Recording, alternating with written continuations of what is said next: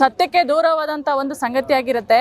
ಯಾವುದೇ ಕಾರಣಕ್ಕೂ 2 ವರ್ಷ ಆದಮೇಲೆ ಅವರು ಮುಖ್ಯಮಂತ್ರಿ ಚೇಂಜ್ ಆಗುವಂಥ ಅವಕಾಶಗಳು ಬಂದಿಲ್ಲ. ಯಾಕಂದರೆ ಸುಗಮವಾಗಿ ಸರ್ಕಾರವನ್ನು ನಡೆಸ್ಕೊಂಡು ಹೋಗ್ತಾ ಬಂದಿದ್ದಾರೆ. ಇನ್ನು 2.5 ವರ್ಷ ಅವರ ಸೇವೆ ಜನಗಳಿಗೆ ಬೇಕಾಗಿದೆ. ಯಾಕಂದರೆ 5 ಗ್ಯಾರಂಟಿಗಳು ತಂದುಬಿಟ್ಟು, ವಿವಿಧ ಯೋಜನೆಗಳು ತಂದುಬಿಟ್ಟು ನಮ್ಮ ಜನಗಳಿಗೆ ಏನು ಗ್ರಾಮೀಣ ಪ್ರದೇಶದಿಂದ ಒಂದು ಕಡು ಬಡವನಿಗೂ ಅವರಿಂದ ಸಿಗುವಂಥ ಅನುಕೂಲಗಳು ಹೆಚ್ಚಾಗಿದೆ.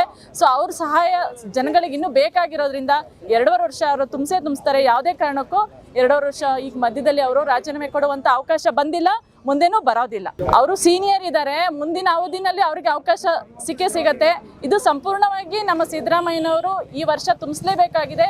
ಯಾಕಂದರೆ ಜನಗಳನ್ನ ಅವರು ನಂಬಿ 5 ಗ್ಯಾರಂಟಿ ಇದೆ, ಅದನ್ನು ಸುಸಜ್ಜಿತವಾಗಿ ಮುಂದುವರಿಸ್ಕೋಬೇಕು ಅಂತ ಹೇಳಿ ಇರೋದ್ರಿಂದ ಅವರೇ ಮುಂದುವರಿಬೇಕಾಗಿದೆ. ಅಹಿಂದ ಬೆಂಬಲ ಇದೆ. ಕರ್ನಾಟಕ ರಾಜ್ಯಾದ್ಯಂತ ಪ್ರತಿಯೊಂದು ಹಳ್ಳಿನಲ್ಲಿರುವಂತಹ ಒಂದು ಗ್ರಾಮೀಣ ಬಡ ರೈತರಿಂದ ಹಿಡಿದು ಮಹಿಳೆಯರಿಂದ ಮಕ್ಕಳಿಂದ ಹಿಡಿದು ಅವರಿಗೆ ದೊಡ್ಡ ಕುಟುಂಬ, ದೊಡ್ಡ ಅಭಿಮಾನಿ ಬಳಗವನ್ನೇ ಕರ್ನಾಟಕದಲ್ಲಿದೆ.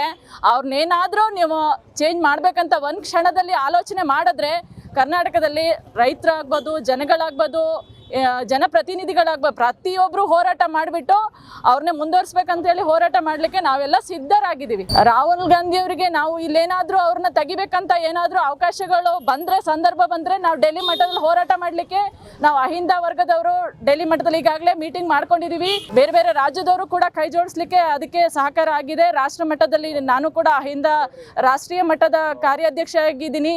ರಾಜ್ಯದಲ್ಲಿ ಅಲ್ಲೋಲ ಕಲ್ಲೋಲ ಆಗುತ್ತೆ. ಯಾಕೆಂತಂದರೆ ಇವರ ಮುಂದಾಳತ್ವದಲ್ಲಿ, ಸಿದ್ದರಾಮಯ್ಯನವರ ಮುಂದಾಳತ್ವದಲ್ಲಿ ಸರ್ಕಾರ ಬಂದಿರೋದು ಅದು ಪ್ರತಿಯೊಬ್ಬ ಪ್ರಜೆಗೂ ಗೊತ್ತಿರುತ್ತೆ. ಸೊ ಅವರಿಂದ ಜನಗಳಿಗೆ ಇನ್ನೂ ಸಾಕಷ್ಟು ಸಹಾಯ ಆಗಬೇಕಾಗಿರುತ್ತೆ.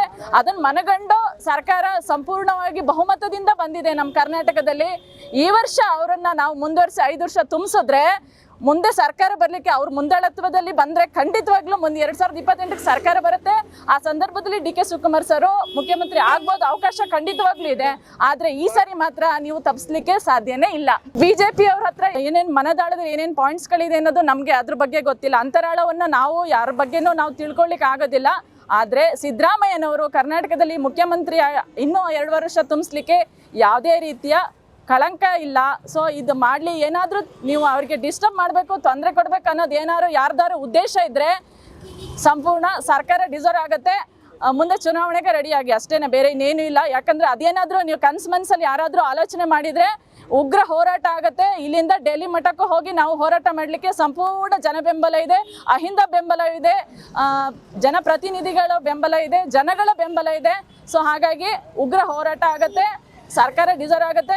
ಅದರಿಂದ ಯಾರೂ ಮನಸ್ಸಲ್ಲೂ ಕೂಡ ಯೋಚನೆ ಮಾಡಬೇಡಿ ಸಿದ್ದರಾಮಯ್ಯನ ಬದಲಾವಣೆ ಮಾಡಬೇಕನ್ನೋದು ಇದು ಖಂಡಿತವಾಗ್ಲೂ ನಡೆಯೋದಿಲ್ಲ.